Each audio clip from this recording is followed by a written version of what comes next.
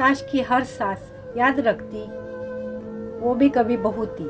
मेरे पास कोई super power होती तो इन सास नाम के प्राणियों का माइंडसेट ही बदल देती। पता नहीं क्या दिक्कत रहती है इन्हें अपने बहुओं से। बेटियों के लिए सातों सुख चाहिए, लेकिन बहू को चैन से जीने भी नहीं देना है।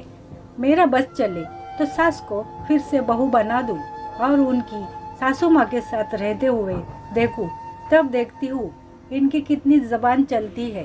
रूबी के हाथों के साथ साथ उसका मुंह भी तेजी से चल रहा था। वो अपने आप में ही बड़बड़ करती जा रही थी, क्योंकि उसकी सासू माँ कलावती जी को अपनी बहू सर्वगुण संपन्न चाहिए और बेटी काम के नाम पर नील बटे सन्नाटा है। तभी फोन की घंटी बजी। रूबी की तंद्रा भंग हुई और बड़बड़ाहट रुकी। जब तक वो हाथ धोकर फोन उठाती, तब तक सासू माँ कलावती जी ने लपक कर फोन उठा लिया। उन्हें लगा कि उनके मायके से या उनकी बेटी का फोन है, तभी खुशी खुशी भागती चली आई। लेकिन रूबी ने देखा कि आज सासू माँ के चेहरे पर हमेशा वाली चमक नहीं है। वो सर पर हाथ रख कर बैठ गई और चेहरे से ऐसा लग रहा था कि अब रोई तब रोई। रूबी की तो कुछ पूछने की हिम्मत ही नहीं हुई, क्योंकि वो तो रूबी से कभी ढंग से बात नहीं करती थी, ना ही उसकी किसी बात का जवाब देना जरूरी समझती। तब तक ससुर जी आ गए और पत्नी को ऐसे बैठे देखकर पूछा, क्या हो गया? आज शेरनी बकरी बनी कैसे बैठी है?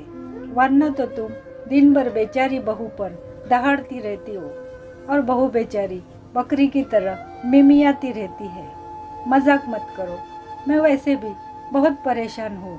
कल गांव से अम्मा जी आ रही है, वो भी अपनी बहन के साथ। मतलब मेरी 2 सास आ रही है। आपको तो पता ही है कि अम्मा जी ने मेरा क्या हाल किया था। बड़ी मुश्किल से पीछा छूटा था। सास बनी थी, अब मैं फिर से बहू नहीं बनना चाहती, सासू माँ कहते हुए रोने को हो आई। मैं रूबी, जैसे मुझे मुंह मांगी मुराद मिल गई। मुझे तो सच में सुपर पावर मिल गई, अपनी सास को उनके सास के अंडर में देखने की। क्या अम्मा और मौसी आ रही है? चलो भाई, कोई तो होगा जो मेरी अहमियत समझेगा। अब तो मैं भी अपनी अम्मा का पल्लू पकड़कर उनके आगे पीछे घूमूंगा, जैसे तुम्हारा लाडला घूमता है। उठो और जल्दी जल्दी उनके आने की तैयारी करो।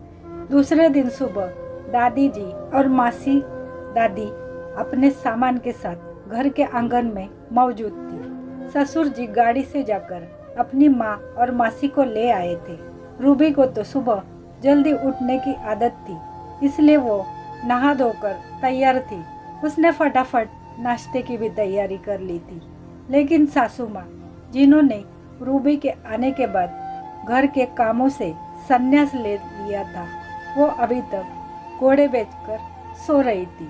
रूबी को सुबह 5 बजे उठने का आदेश था। रूबी ने सबसे पहले घूंघट लेकर दोनों लोगों के चरण स्पर्श किए और जल्दी से पानी मीठा ले आई। दादी और मासी दादी दोनों रूबी से बहुत खुश रहती थी। आखिर उनकी लाडली पोता बहू थी। दोनों ने रूबी को ढेर सारा आशीर्वाद दिया और पूछा, बहू, तुम्हारी सास यानी हमारी बहू कहाँ है, या फिर अभी तक सोकर नहीं उठी?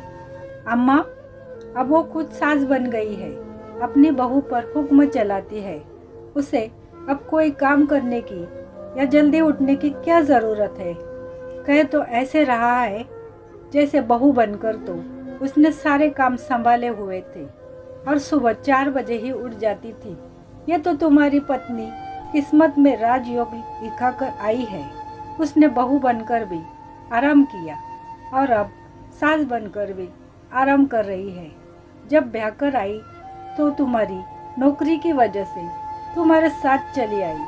उसे हमारे साथ रहने का और काम करने का मौका ही कब मिला। चलो अब कुछ दिन साथ रहकर सारी कसर निकालेंगे, दोनों बहनों ने संवेद स्वर में कहा। तब तक देखा कि सासू माँ सर पर पल्लू रखे भागते चली आ रही है। आज स्लीवलेस गाउन गायब था। आज अपनी दोनों सासों की वजह से साड़ी पहनकर आई थी।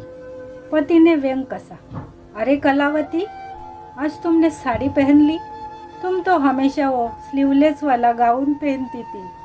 बहू, हद है, तुम बुढ़ापे में स्लीवलेस गाउन पहनती हो और हमारी नई नवेली पोता बहू बेचारी भरी गर्मियों में भारी भरकम साड़ियाँ पहनती है, सर पर पल्लू भी रखती है। अब जब तक हम यहाँ हैं, गाउन दिखने नहीं चाहिए। आज तक तुम्हारे हाथों का बना खाना बहुत कम ही खाया है। अब जब तक हम लोग यहाँ पर हैं, खाना नाश्ता सब तुम्हारे हाथों का ही खाएंगे।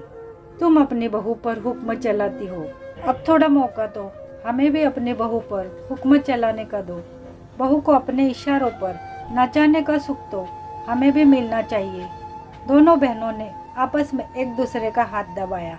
रूबी और ससुर जी की तो मन मांगी मुराद पूरी हो रही थी, क्योंकि सासू माँ ने अपने कारनामों से बहू और पति दोनों के नाक में दम कर रखा था। बहू रूबी को एक मिनट चैन से बैठने नहीं देती। अगर ससुर जी कुछ अपनी बहू के पक्ष में बोल देती तो उनकी शामत आ जाती। और बेटा, वो तो माँ भक्त है, जो माँ कह दे वो शर्माते। रूबी बेचारी को गर्मी लगती तो सूट नहीं पहनने देती और सर से पल्लू खिसकना नहीं चाहिए। अपना सूट और गाउन पहनती, वो भी स्लीवलेस। बहू को हर समय काम में लगाए रखती, कभी एक मिनट के लिए चैन से बैठने नहीं देती। अब रूबी को देखकर बड़ा सुकून मिल रहा था। दादी सास और मासी दादी दोनों अपना पोता बहू को तो पलकों पर बिठा कर रखती, लेकिन अपनी बहू रानी से सारे काम करवाती। उनके सामने उनकी बोलती बंद रहती। अपनी माँ और मासी माँ के सामने ससुर जी के भी भाव बढ़ गए। वो भी गिन गिन कर अपनी पत्नी से बदले ले रहे थे। बैठे बैठे खूब कान भरते रहते और फिर वो लोग उनसे काम करवा कर सारा बदला निकालती। एक दिन सासू माँ की हालत पस्त हो गई। वो बीमार पड़ गई, क्योंकि उन्हें इतना काम करने की आदत नहीं थी। तब दादी जी आकर उनके पास बैठी और बोली, तुमने कभी बहू का दर्द नहीं समझा, इसलिए तुम्हें सबक सिखाने यहाँ आना पड़ा। हमारे बेटे ने फोन पर तुम्हारा सारा हाल बताया हमें कि तुम किस तरह से अपनी पोता बहू को परेशान करती हो। बहू, जिस तरह हमें अपनी बेटियों के लिए सारे सुख चाहिए रहते हैं, उसी तरह बहू भी तो किसी की बेटी है। उसके माता पिता ने कितने अरमानों से उसे ससुराल भेजा है, वो भी तो सुख की हकदार है। तुम 2 दिन में इतने कामों से परेशान हो गई। बहू बेचारी रोज करती है, उसका भी दर्द समझो, वरना समय आने पर वो तुम्हारा दर्द नहीं समझेगी। वो भी इंसान है, उसके पास कोई सुपर पावर नहीं है जो छड़ी घुमा देगी और सारे काम हो जाएंगे। दोनों एक दूसरे का दर्द समझोगी, तभी साथ में रह पाओगी, वरना वो कब तक सहेगी। माँ जी, मुझे अपनी गलती समझ आ गई है। बहू कोई सुपर वुमन नहीं होती जो कभी थकती नहीं, वो भी थकती है। अब से मैं कभी शिकायत का मौका नहीं दूंगी, आपके बेटे को भी और आपकी पोता बहू को भी। आखिर वो मेरे पति और बहू है। फिर ठीक है, हम अपने घर को चलते हैं। यहाँ तो सब ठीक हो गया। ससुर जी अपनी माँ के गले लगकर मुस्कुराने लगे और बोले, अम्मा, जब घी सीधी उंगली से ना निकले तब उंगली टेढ़ी करनी पड़ती है। रूबी मन ही मन सबको धन्यवाद दे रही है।